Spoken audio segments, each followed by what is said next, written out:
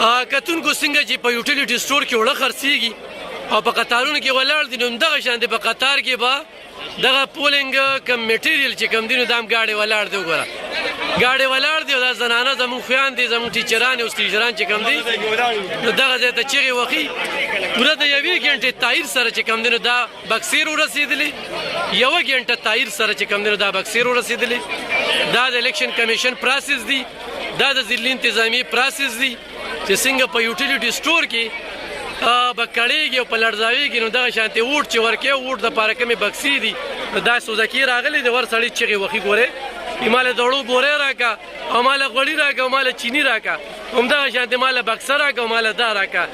بس دا ټول قام چې کوم دی په ضلالت او په دې د انتظامي د وجې او دلته کې ټول انحصار چې کوم دی پولیس دی، دا پولیس به ولاړ سارسه کوي، پولیس به ولو دا بیټ پیپر او دا شیزونه تقسیموي، به دا پولیس د صرف د بکسو ته مسکینوي.